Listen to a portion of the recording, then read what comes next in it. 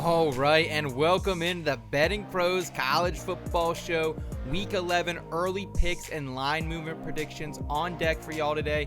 I'm your host, Seth Woolcock, coming off a weekend where I was in the garage from 11 a.m. to 11 p.m. soaking in an epic college football Saturday. I'm joined by a man who's the big brain behind our college football operations here at Betting Pros, Scott Bet the Total Bogman. Week 11 already, Boggs, unreal. Thank God. Week 10, I had the nice 2 weeks. I said, I feel the humbling coming at some point. Yeah. It was week 10. Yeah. So, rough week for me, week 10. But you know what? The most important week is this week. Yes. Because this is the one we bet on. So we're looking forward to these games, and it should be a good one. It has to be better than last week. You can't get much worse. Agreed, and we've got a lot to get through today, including Week 10 and rankings movement reaction. We'll also give an early handicap for the 11 biggest games on the Week 11 slate. Thanks to everyone who makes us a part of their weekly mix. We greatly appreciate it. In the comments below, I want to know, what is your go-to tailgate food this weekend? I had some smoked pulled pork, cheesy potatoes, buffalo chicken dip on Saturday, and it was fantastic. Boggs, what's your go-to tailgate meal? Yeah, it's tough to beat a hot dog. You know what I mean? True. Hot dog or a sausage or something off the grill is solid. A burger. You know, any type of grill food is usually fantastic. Cooked by a complete stranger that you trade some beers for. You know what I mean? You're like, hey, I'll give you 10 beers. You give us like 5 or 6 burgers, and everything's working out great. You know what I mean? So I think the parking lot trade is the best type of food because it's unexpected. You don't know where it came from. Yes. And it's usually pretty solid.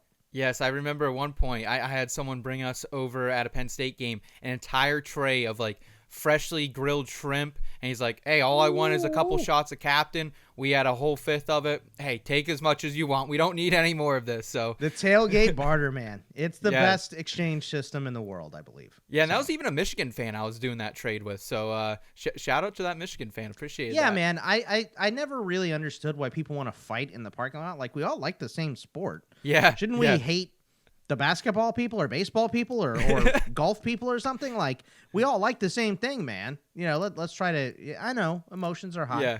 You know, but come on, relax. Be a grown up. Except for Ohio State fans, I'll never trade with you guys. I'll never trade with Ohio State. I'll never trade with Aggie fans. That's right. Yeah. And before we jump in, I did want to announce our October giveaway winner. The winner of the signed Kyron Williams Ram jersey is iRockVice. Please get in touch with our customer support agents at the email address of mailbag@fantasypros.com with your mailing address and proof of your subscription to the BTP YouTube channel, and we'll get that shipped out to you. Again, the winner is iRockVice. Make sure you're contacting us at mailbag@fantasypros.com so we can get that shipped out to you. And if you want to get invested with our November giveaway, we're giving away an Aaron Jones Minnesota Vikings jersey for free, courtesy of our friends over at pristineauction.com. All you have to do is subscribe to the Betting Pros YouTube channel right now, drop a comment below on any of our videos, and that's it. We'll be announcing a new winner right here on the channel. Pristine Auction. Way to go, man. I don't have a lot of autograph stuff, but the autograph stuff I have comes from Pristine Auction. Oh, yeah. They usually do a little bit of a Black Friday sale, too. So I'm getting ready. I'm saving those pennies, breaking out the Coinstar here soon, and going to get myself and my subscribers over the IBT YouTube channel some good stuff coming up. So thank you, Pristine Auction, as always. Week 10, it was a weekend full of big swings and upsets. 3 undefeated teams went down. Ohio State beats Penn State 20-13 in what felt like a movie I've watched 1,000 times before. The Red Raiders knock off Iowa State 23-22, and SMU rolls Pitt 48-25, plus Louisville takes down Clemson 33-21 as South Carolina does the same to Texas A&M 44-20. What stood out to you here in Week 10, Boggs? I mean, I feel like everything I picked for my best bets was wrong, and everything I said on the show that I didn't pick was okay. Yeah. So that was kind of weird. What stood out to me was Ole Miss putting up 63 points on Arkansas, and I just can't say anymore that Ole Miss hasn't had a bad day on defense because they did not look good on defense in this game. I had the under in this game. They ended up scoring over 90 points, 94 points. I mean, so Ole Miss's offense really rolled downhill once they got going. That was impressive. Miami and Duke, I mean, they played it tight. Miami might have a defensive problem, letting Duke score 31, but it doesn't matter. Nobody can stick with them offensively. The offense is just so good. Your game, I mean, it was a tough one, Seth. I'm sorry, and I know, like you said, it's a movie you've seen 1,000 times, and then I just hear everyone after the game reacting like, "Well, what does Penn State expect? They're not big in NIL and all that stuff." I know, man, but you got that. You got to beat them eventually, and maybe you got to spend money to make money here, but Penn State has the potential. James Franklin is a good coach. It's just he cannot get over this hump. And, I don't think it would be a smart idea to fire him, but the nickname Mid-Game James is brutal. That is a tough one to get past, and you're not going to get past it until you win the big one. So, but like James Franklin even said in the press conference, Seth, I mean, the tournament now is made for a team like Penn State. So you can get in still. This can be your one loss, and you can still get in and make some noise and get a home playoff game. So I think that's a possibility for Penn State. Doesn't help you right now. I know you're still hurting. Oregon looked good again. Vandy beat Auburn. Not a shock to anybody. Yeah. Hugh Freeze's seat is getting hot. Oh, right yeah. There. And then the two games that surprised me the most, SMU just trounced Pittsburgh. Just not even close. Can't believe it. Pitt was not in that game at all. So Eli Holstein clearly wasn't 100%. Didn't matter. He didn't play defense, and they could not stop SMU. Excuse me. And then, under the lights, Cocktober's over, and we go to November, and the Gamecocks beat down the Aggies. This game was never really in doubt. I mean, I guess I'm not surprised so much that the Aggies look bad because, remember, in that game against LSU, they looked terrible for the first half. This was just them looking terrible for 4 quarters instead of 2. So, bad game from A&M. South Carolina wins in impressive fashion as well. I think that was the biggest surprise. Undisciplined teams deserve to lose. Penn State, undisciplined multiple times, unforced fouls. Same with A&M. I felt like I was just seeing yellow all over the field. So, hey, you got to button this up, man. We're in November. These are big-time games, and you're not going to win big-time games by making big-time mistakes. That was one of my big takeaways is let's button it up here, And, and to move away from your game, Carson Beck, 3 more picks. Oh, get it together. I mean, they only really ran away after Lagway went out. Yep. So that was a tough match too. I mean, Georgia, maybe they have some offensive issues going on right now. Yeah, looking at some of the updated AP rankings movement, on Tuesday, November 5th, we will get our first look at the college football playoff rankings. Super excited for that. But in the interim, we do have some AP ranks to discuss the movement of. Georgia, as you allude to, they held on to that number 2 ranking despite a 34-20 scare against Florida, who lost QB DJ Lagway at half. Ohio State, they moved to number 3. Miami up to number 4. Indiana finally gets some respect put on their name. They're up to 8 in the rankings after a 47-10 win for the Hoosiers over Michigan State. Army to 18. Washington State to 20. Colorado up to 21. It's all starting to take shape here, Bogman. Yeah, I mean, this is it's an important AP poll, but nothing matters after Tuesday for the AP poll. We need that playoff poll. I can't wait. And nothing else is happening on Tuesday, so it's great. Except the NFL trade deadline. Except the NFL. Of course. Yeah, we only have a couple things going on Tuesday. It's not a big deal at all. So it should be a fun day for sure, and we'll get that first look. And I can't wait till we get to the playoff for everyone that complained about the playoff to enjoy it as much as they will. I think the first playoff is going to shut everybody up on we should never have the playoff, but you never know. I mean, people are stuck in their traditions, but I like where this is going, and Me too. How can we go wrong with more football? I want more football. That's what I want. Agreed. And we got more football on tap for you starting in Week 11, where we're going to kick off the games on Saturday at noon in Austin, where the 5th-ranked Longhorns are 21-point favorites against Florida. Florida, they've been much improved and put Georgia on upset alert before starting quarterback DJ Lagway was carted off before halftime. That left Aiden Warner under center for them. Still, they've covered it in 5 straight games and moved to 6-2 against the spread. Texas, they come off their bye week, but they did fail to cover in 3 of their last 4 heading in, including in Week 9 when they snuck past Vandy 27-24. But this is the top passing defense in the nation, likely playing against a walk-on here. Where are you going here in this SEC rivalry, Bogman, with your Longhorns now 4-3-1 ATS? Yeah, so I mean, this started at 17.5 and 49.5, and then jumped to 21.5. And what do you say the total is here, Seth? 47.5. 47.5 right? still. Yep. Yeah. So, and that's all because Lagway is most likely going to be out, and Aiden Warner's the starter. But I'm legit nervous going into this game. The defense for Florida was impressive against Georgia. Quinn Ewers keeps giving the ball away. He has a little bit of that Carson Beck in him as well. And when he's not giving it away, he is putting it in harm's way. I'm hoping that changed coming off the bye, but Ewers hasn't looked the same since coming back from his injury. And unless that changes, they will continue to give the opponent opportunities here in Florida.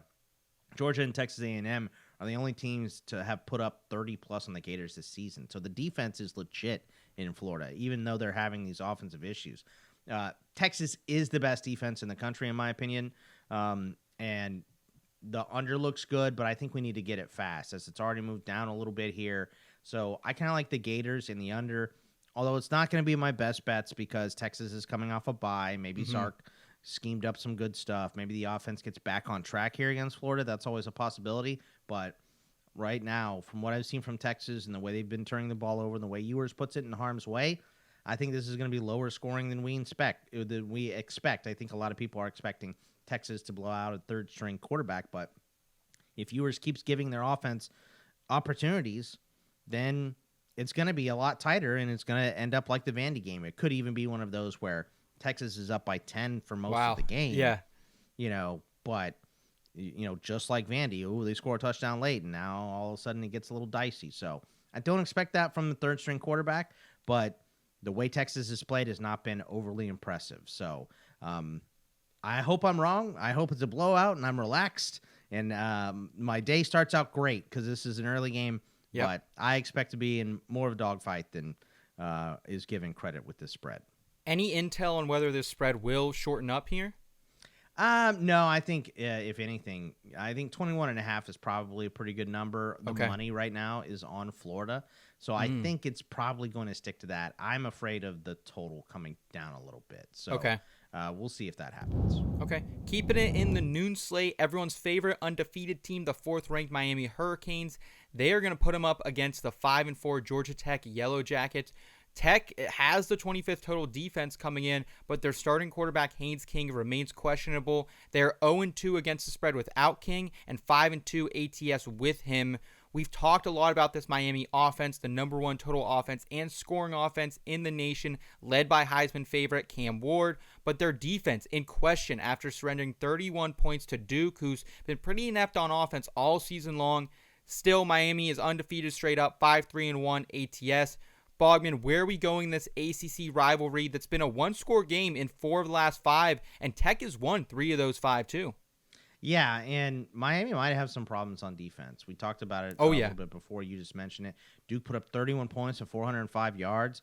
The only other teams to let Duke score more than 30, the only team to let them score more than 30 was Middle Tennessee. And the only team that let them get 400 yards was UConn. Wow. So there are issues for Miami here. They aren't perfect. Georgia Tech will be able to score, but as you mentioned, that is if quarterback Haynes King is able to return, which seems like that could have been the plan the whole time, right? Is let him rest up and get him from Miami and see if he can play in that game. But who knows? Georgia Tech plays great on defense, but what we just said about Duke going into the game, Miami has scored at least 36 points in all 9 games. They've cleared 50 in 5 games. 2 of the last 3 they've scored 50 in. And I'm not going to look past they're not going to look past Georgia Tech because Georgia Tech beat them last year. Yeah. I don't think you said it's at 11 right now, correct? 11, yeah. That's not enough. I think Miami is going to beat Georgia Tech pretty bad. And with or without King? With or without King. I don't really care. And it's honestly that, Georgia Tech has a great defense. So did Duke. And they put up 50-plus points on Duke here. So no one is stopping this defense right now, or this offense, for Miami. And I don't know if Haynes King is going to be the quarterback. So right now, I would have to lay the points and take the Canes.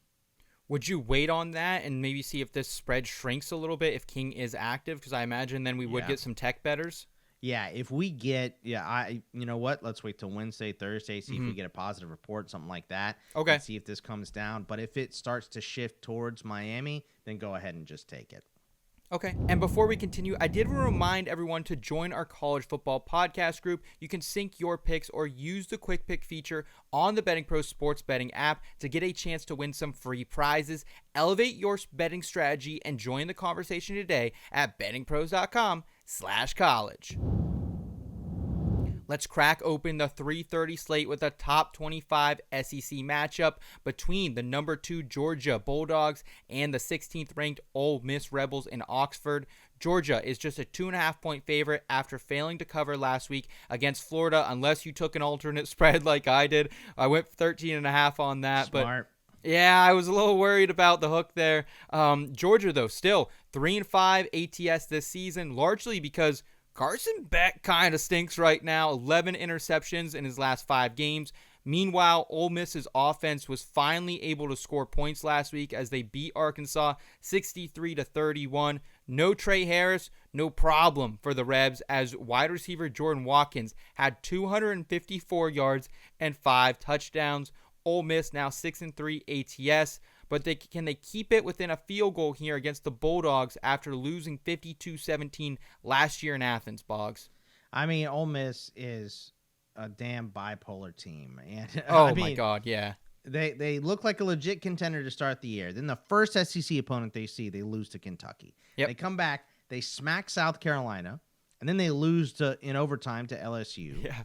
They win a low-scoring scrap against OU. Then they put up 63 points, 694 yards against a pretty good defense in Arkansas. So Georgia is definitely not the monster I thought they were. You know, I think if Lagway plays this whole game against Florida, we may see a much closer game, if not a completely different result. And it's because Beck keeps turning the ball over. As you said, 8 in the last 3 games, 11 in his last 5. Yeah.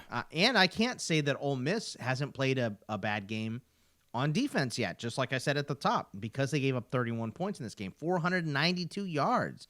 The Rebs got to the Arky quarterback 8 times, but they did allow, between Green and I can't remember the backup's name, but they allowed 21 of 28 passes to be complete. So to me, that's kind of the weakness that I see for Ole Miss. If Carson Beck can stay upright and if the O-line can keep him up, he'll be able to complete passes against the secondary. I think that's the weakness, but the defensive line has been so good at covering it up that we haven't had an issue until late in that game against LSU, when they let LSU come back, and then late in this game they let Arkansas score some points as well. So I think Georgia can take advantage of that. But the problem is how do you trust Georgia with these turnovers that Carson Beck has? So not going to be in my best bets, but I'll take Georgia right now in this game. I think they are the better team overall, but the way they're playing right now and the way Ole Miss is, up and down, they're a roller coaster this year, wholly and completely. I don't love this game, but right now I take the Dogs. Okay. Yeah, I think I'm with you there. Minus 135 on the money line feels pretty good. Is there a chance the spread opens up later in the week, or do you think 2.5 is right where it'll sit all week? I think it could open up a little bit. A lot of the money currently on Georgia. Let me just double check because I haven't looked this morning. Almost all of the money is on Georgia now, so it could open up. So if you do want the Dogs, go ahead and take them early. Okay, great advice.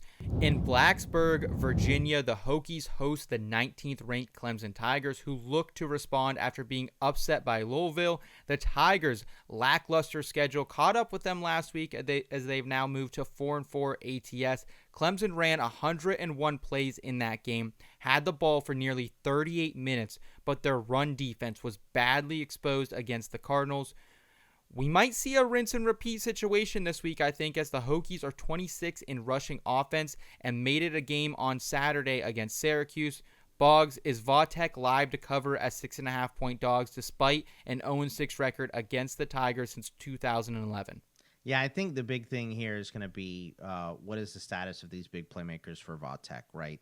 Kyron Drones and Bashul Tutin. Like, if those guys can play, this is going to be a dangerous game for Clemson. I mean, I think I undershot how bad Clemson's schedule was before they played Louisville, right? Like, I was not impressed by the resume going into that game, and then they got smacked. And like you said, the matchup doesn't get better when you only let the opposing offense hold the ball for 22 minutes and you give up 210 rushing yards. Virginia Tech comes in with a top 25 run game. They run the ball at a 53% clip. On the other side, Vautech just had issues handling Kyle McCord, and a lot like Clemson not facing a good team. Tech hasn't faced a solid passing attack since Miami, and that was how they got beat, was through the pass. Colin Sklee started. He was pretty good. He's like a good backup to have for sure. The game is likely to come down to turnovers. Vautech has given the ball away 11 times. Clemson only 4. Clemson has had a few more penalties, though, so there's a little – in terms of discipline, there's stuff on both sides here. So I'm going to wait and see what happens with Drones and Tootin to see if these guys are playing. But right now, I'm kind of liking the over. A lot of that will depend on the health of these players for Vautech. But sure. I think the offenses match up with the defenses well in this game, right? Vautech going to run the ball. Clemson proved last week they can't stop the run. And Kyle McCord passed all over Vautech. So unless Vautech is holding the ball for most of the game, which Clemson does not like to let teams do, I mean, even though they lost to Louisville only had the ball for 22 minutes. I think this game goes over. I like an overplay here, but I'm not taking it unless I hear Drones and Tootin are both going to play. If you like the Hokies, would you wait later in the week? Do you think maybe there's a chance the spread opens up a little bit? Yeah, because it already has, right? It started at 4.5, and it jumped 2 points in a day. So I do think that it could potentially open here. And I'll say right now, tickets are just slightly on Vautech. So maybe there'll be less movement than we think. But let's see what's going on with Drones. Let's see what's going on with Tootin. And if those guys are playing, wheels up for Vautech, I feel like.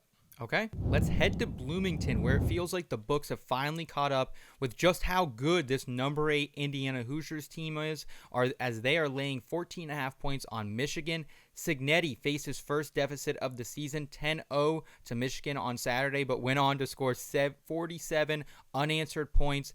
IU now 9-0 ATS, 7-2 to the over, and Michigan is the exact inverse of that. 0-9 ATS, 2-7 to the over. No real passing threat for Michigan. Colston Loveland had 112 of the 165 receiving yards for them last week. At Oregon, it's pretty much him or bust for their passing attack. And Khalil Mullings, we were kind of shouting his praises earlier this season. He's fallen off the wagon, under 20 rushing yards in back-to-back games. IU has won just once in the last 29 meetings against Michigan, but that was before old Signetti got to town. How do you see this one playing out, Bogman? I thought this was going to look more trappy. And maybe that's the point. Maybe it doesn't look trappy enough here. But what more do we need to see from both sides of this game to believe in Indiana, right? Michigan just has not got it done on offense at all this season. Right now they are, what is that, 127th in total offense, 128th in passing, 62nd in rushing. The defense is good, but when your offense sets you up in that bad of a position, you're going to give up points. Indiana is just the most efficient team that we've seen, right? I was a little nervous when they got down 10-0 to Sparty. I'm not going to lie. Same, absolutely. But, they just came back and slapped the taste out of Sparty's mouth. It was not even close. And I said it last week, run Indiana until the wheels fall off. The only time they haven't put up 40 was after week 1 against that game against FIU. The only time they haven't was when they had the backup quarterback in against Washington. So, Michigan looked a little better on offense, but against Oregon, they managed 270 yards and 17 total points. I don't like the total because I feel like this is something, if Indiana gets snowballing and rolling downhill, then they could get most of it themselves. So I'm just going to take the Hoosiers until the wheels fall off. And I don't think it's going to be this week. They're on a bye next week, and then they play Ohio State. They could be 10-0. going into play Ohio State if they beat Michigan here. Can you believe that? That's that game insane. is for the Big Ten. So I think you're going to see a disciplined team know they need to win. Know this is their biggest challenge on offense that they've had all year because Michigan does play good defense, but Indiana plays well on both sides of the ball. The defense is very, very strong. So I like Indiana here, and I'll lay the points. Hoosiers till the wheels fall off. Curtis Rourke now 25-1 to win the Heisman. I saw earlier today as well. Not bad. Yeah. Not bad. And what do you think? Do you think 14 and a half is probably the smallest this line will be all week? I don't. Yeah, I think we'll see.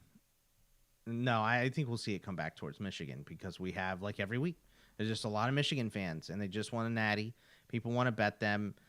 They expect, Indiana's been good against everybody, but come on, it's Michigan. You're going to get, I feel like you're going to get that attitude from some people that haven't watched. So maybe wait.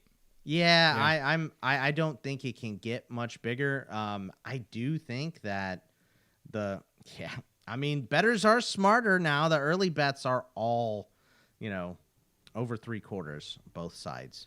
Okay. On Indiana. So we are getting smarter bettors, but I don't think this opens up much more. I think it stays pretty stable because 14 and a half, that's a good number. Okay. For the first time all season, we'll discuss Rock Chalk and the 2-6 Kansas Jayhawks as they host the 17th ranked Iowa Cyclones, who are 3-point favorites. I was expecting to talk about Kansas way more this season. They're supposed to be a tough team. They have dual threat quarterback Jalen Daniels back there. Also, running back Devin Neal surprisingly returned for his senior year, but things have not gone their way at all. They have just one win against an FCS team. That's Houston, coming 2 games ago. They did keep it close against K-State prior to their bye week, and they have moved to 3-5 ATS this season.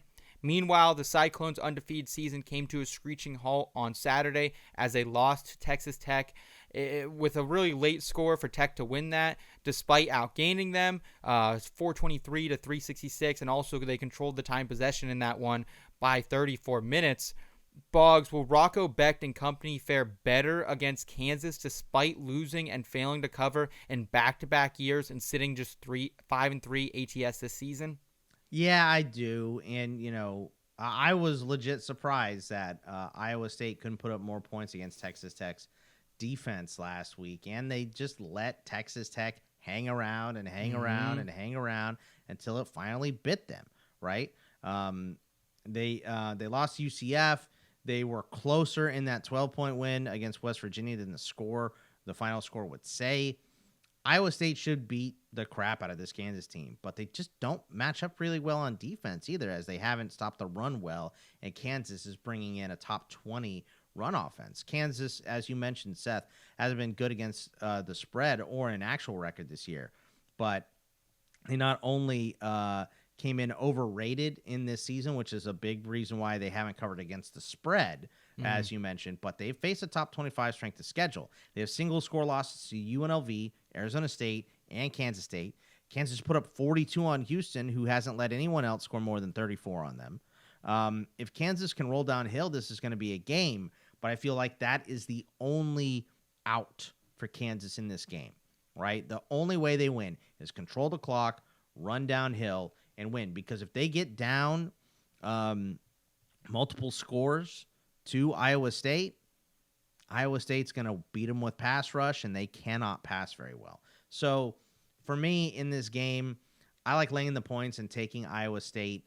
If they get up a little bit, I just don't think that Kansas has the horses to play comeback. So Kansas offense has been good enough for me to prefer the over here, but I like laying the points. So I will lay the points now that this is just a 3-point game. Oh, is that what you said? 3? Yep. 3. Okay. Yeah, so it's just a 3-point game. I'm going to lay the points and take Iowa State on a bounce back. Do you think that stays a 3-point game, or do you think that maybe shifts throughout the week? I think it could shift in the week. We actually don't have enough bets in this game to have better data. Shocker. Yet. No one wants to bet this game. Yeah. Nobody wants to watch Kansas and Iowa State, I guess. But Iowa State's still a pretty good team. Tough loss against Texas Tech. But we knew it was coming. They were on shaky ground, right? WVU game was tougher than expected. They should have lost to UCF. So we knew the loss was coming, Mm-hmm. but I don't think that's going to happen against Kansas. Kansas just, even though maybe I'm overlooking this a little bit because that strength of schedule has been so tough for them, but I think they are overrated coming in. I think they only really have one path to victory, so I'm going to take the Cyclones. Let's head to Lubbock, Texas, where Texas Tech is coming off that big win just to be 3.5-point home dogs against Coach Prime's 21st ranked Buffaloes. After starting the season 0-2 ATS, Colorado has covered in 6 straight games and comes off a bye week that'll hopefully get Travis Hunter and company healthy. He was in Happy Valley, so it looked like he was feeling pretty good this past weekend. Tech is 6-3 straight up, 5-4 ATS. They do have the 22nd ranked total offense, but the 129th ranked total defense. These teams have not played each other since 2010, so we have unfamiliar opponents with high-powered offense and suspect defenses. Is this the blueprint to a shootout, Bogman? I mean, you couldn't have said it better, Seth. This is what is going to stop this from being a shootout. Wind, maybe, in Texas Tech. So let's pay attention to the forecast, because it can get windy in Lubbock. But I looked at the forecast going into this game, and, normal wind for Lubbock, around 10 miles an hour. We really don't start to see a significant impact in games until we get up to 15 sustained and the gusts and stuff like that. So I don't think that's going to impact this game. Iowa State was able to keep Baron Morton to only 21 of 40. He had 2 interceptions, but 40 attempts in 25 minutes of possession, 25-43. And all of those runs because they really won the game on the ground. Texas Tech has been held to fewer than 25 points only twice, last week against Iowa State and then week 2 against Washington State. They're averaging 45.4 points in 5 home games, 36.3 against Big 12 opponents. Colorado's been a bit up and down this season, and the defense might be playing better recently. They held Arizona only 7, Cincy to 23, but 9 of that was in the fourth. But Morton has faced a ton of pressure, 12 pressures in this game, which tied the Arizona game for Texas Tech as the only games where he's faced that much pressure. And Colorado has been hit or miss at getting to the quarterback and only had 3 pressures last week in the game they played 2 weeks ago in their last game. So Texas Tech has a top 15 pass block grade right now, according to PFF as well. So my concern going into this game is, all right, is Colorado just going to drum Texas Tech? Because Colorado's been firing on all cylinders. Shedeur Sanders, like ever since that Hail Mary that tied them for Baylor, they have been clicking. So they look good. They did lose a tough one to Kansas State. Kansas State is a good team, and they had some injuries in that game as well. So I think this is just pure quarterback on quarterback. This is a stand-up, duke it out, shootout type of a game. Texas Tech's defense did play a little bit better against Iowa State. I just don't see that happening. I don't see them stacking good defensive performances. It's just not what Texas Tech has done in recent history. So for me, I'm going to take the over in this game. Don't really like a side, but I like points. Do you think we see that over grow or the total grow, or do you think we see it shrink up a little bit? I would say it's probably going to stay right around there. Okay. Maybe it jumps up a little bit. There's a lot of cash on the over right now, so maybe it gets to 64, 65. So if you do like the over, go ahead and take it early. I'll tell you one thing, Shiloh Sanders ain't going to stop anyone. I don't know if you saw his highlight tape from a couple weeks ago. Someone put it out on Twitter. The guy was missing tackles left and right, my friend. It was a tough scene. Yeah, it's tough. Let's head to Nashville, where number 24 Vanderbilt hosts the red-hot Gamecocks as 3.5-point home dogs. QB Lenore Sellers was dynamic against A&M as they dismantled the 10th-ranked Aggies 44-20. South Carolina now 6-2 ATS, and they do possess the 19th total defense in addition to having Sellers clicking right now. But will that be enough against transfer quarterback Diego Pavia, who has the Commodores bowl eligible for the first time since 2018? They just beat Auburn 17-7 on the road a week after covering against Texas, only losing by 3 points. I think Vandy is a very tough barn to go to right now. The fans are getting up for those games, but I'm not sure if I can fade South Carolina again. What say you, Bogman? Yeah, I mean, this is what you meant when you said, man, this week looks tough. We were talking a little bit before we fired up, and you're like, I don't know. A lot of these games are very close, and this is definitely one of those for sure. South Carolina has been a little bit overlooked, at least by me, before this win against Texas A&M. They put up 374 yards, 25 points on Bama. They had 35 points against OU, but they were +4 in turnover margin. But they really broke out with 530 yards and 44 points against the Aggies. I mean, that is the game that has made South Carolina look good. They had 18 pressures and 3 sacks, and they harassed Marcel Reed all night. Yeah. Vandy beat Auburn after making it close against Texas, and they're playing with some momentum too. So what is more impressive is Vandy holding Texas to 27 and playing comeback, and then smashing Auburn's offense on the road and winning and winning with or is that more impressive, or is South Carolina just dominating Texas A&M more impressive? I think we know enough to know that this game can go either way, but I still think the best unit on the field in this game is the defensive line for South Carolina. I think that's the best unit in this game. I think Diego Pavia is going to have a tough time getting that ball out, as we saw Marcel Reed get pressured. Now, he's a vet. He'll make better decisions than Marcel Reed, so this game will be closer.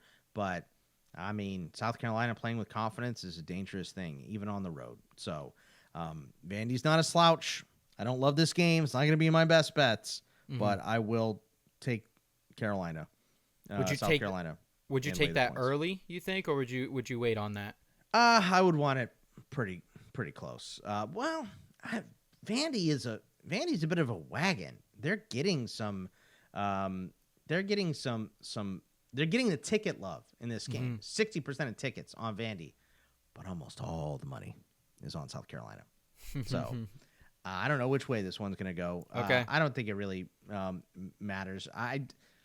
This is one where let's just watch the game. We don't need to bet this game. I agree. But if you really like South Carolina, that's the way I would lean, since I have to make a pick. But I don't really like this game. It's not going to get any of my money. Okay. Let's move to the primetime slate, where College Game Day will be in Baton Rouge for when the 14th-ranked LSU Tigers host the 11th-ranked Alabama Crimson Tide. Bama is favored by 2.5 in this one. They're coming off a 34-0 victory against Mizzou before their bye week, but they sit just 37th in total offense, 42nd in total defense.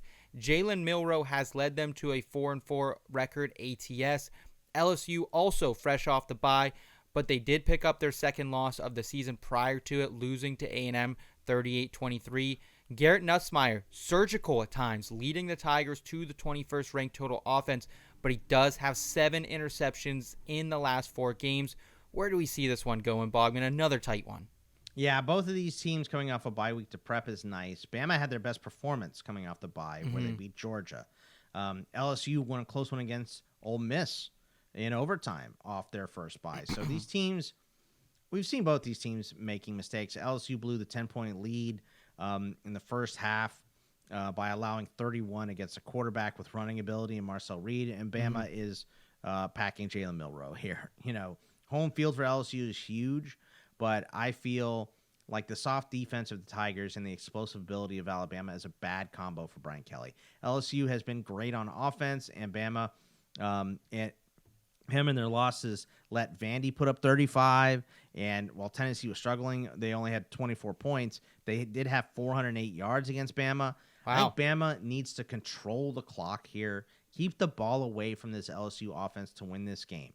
I like them with 2 weeks to prep, so I think this game is pretty much a coin flip, but I'm taking Bama in this game. Don't really love either side. I don't like, a team going into Death Valley, but give Bama 2 weeks to prep. Give them time to get right. It's a rivalry game that they really, really want to win, and they have to win, honestly, to stay in playoff conversation. So this seems like it might be an elimination game, and if it comes down to making mistakes, we've seen Nussmeier make them. So he did against A&M. I think he's going to get in that situation here as well. So I'll take Bama. Do we think the public will also be on Bama opening the spread up maybe later in the week? I don't think it moves too much. Okay. I think it's going to stick right about here, because I don't want to give LSU more points at home. Yeah. So True. 3 is enough. That's it. That's all I can do. Okay. So I will, if it gets up to if we add a hook here, I'm just completely staying away from this game. No way. Okay. All right, let's head to State College, where the 6th-ranked Nittany Lions hope to get back on track as 12.5-point favorites against Jed Fish's 5-4 Washington Huskies. In the whiteout, Penn State was just 4 for 13 on 3rd and 4th down against the Buckeyes last week and was really anemic in the red zone. We just kept running it straight up the middle every time. I don't get it. And now they're 3-5 ATS. But they still have the 7th-ranked total defense that has timely pick sixes in back-to-back weeks. That's been awesome to see. Washington coming off a huge win against USC, though, to get to 4-5 ATS. But they have some bad losses this season to Big Ten opponents, including IU, Iowa, Rutgers. They also lost to Washington State in the Apple Cup in a non-Big Ten game. Boggs.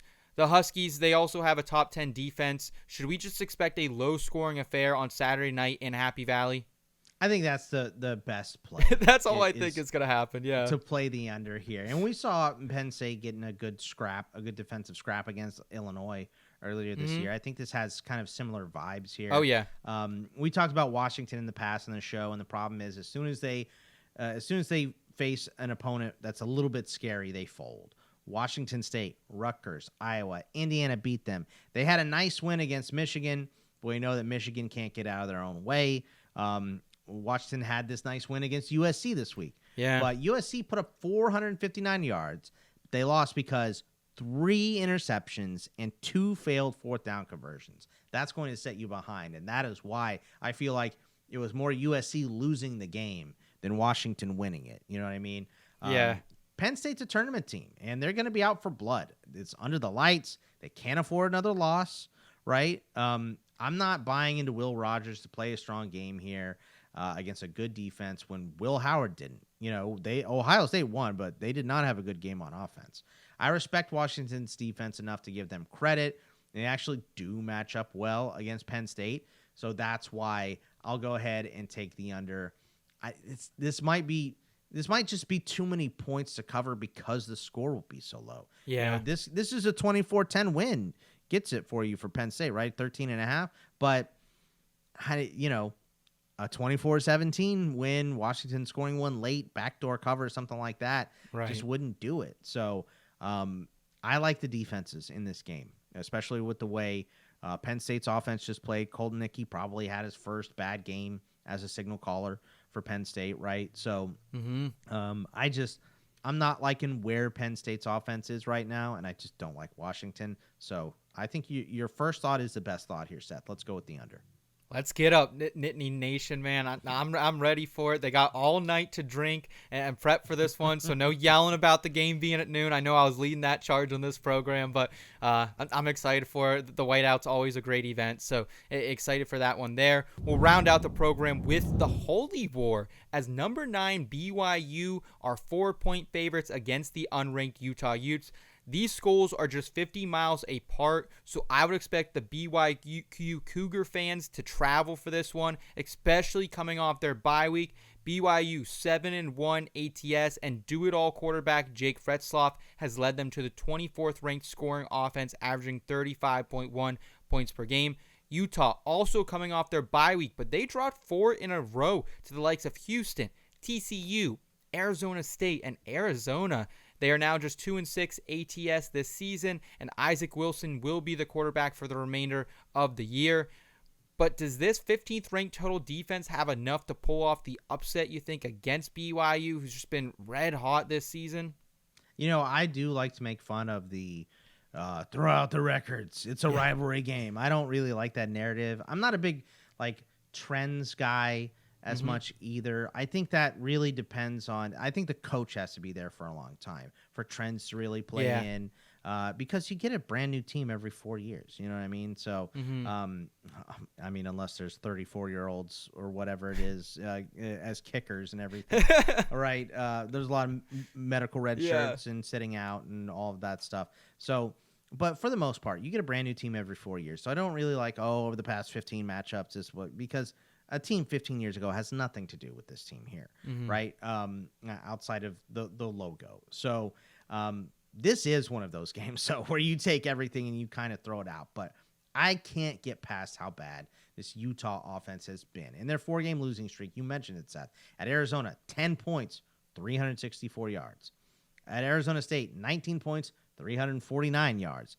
Against TCU at home, 7 points, 267 yards. And against Houston, 14 points, 306 yards. Are any of those good defenses, Bogman? Outside of I know Houston can bow up occasionally. That feels like the only good defense. I think Arizona State and Arizona have played. I think they're underrated defenses, but they shouldn't be holding any team to under 400 yards and under 20 points, right? Mm-hmm. That especially a team like Utah. So Utah's been good on defense, and while BYU has been good on offense, I wouldn't call them dominant, right? They're a top 25 scoring offense, 35.1 points, but in total offense, they're 49th. Sure. Passing offense, 59th. Rushing offense, the same, 59th. They're stronger. I would say they're stronger on defense than they are on offense. BYU has put up some nice totals, but I wonder if Utah's offense is so inept that BYU gets the ball a long time in this game. They're 16th in time of possession, but Utah is 7th. Wow. The Cougars have scored at least 34 points in their last 6 games as well. The total is shaky to me a little bit, but the side isn't. I'm all over the Cougars here. Maybe we see a decent half from Utah, but the offense has shown no signs of life for a month. So what is an extra week going to do of preparation to come into this game? And they both have it, by the way. They're both coming off a bye. So I'm going to take the Mormons. Give me BYU and the Mormons in the Holy War this year in this instance because Utah's offense is just rough. Okay. All right. And that'll do it for us today on the Betting Pros College Football Show. Thank you all so much for watching. We'll be back later in the week with Terrell for our picks and predictions episode. Until then, like this video if you enjoyed it. Subscribe to the Betting Pros YouTube channel and podcast feed. Plus, download the Betting Pros app and sync your sportsbooks today. For Scott Bogman, I'm Seth Woolcock. Thanks for watching. Take care, y'all.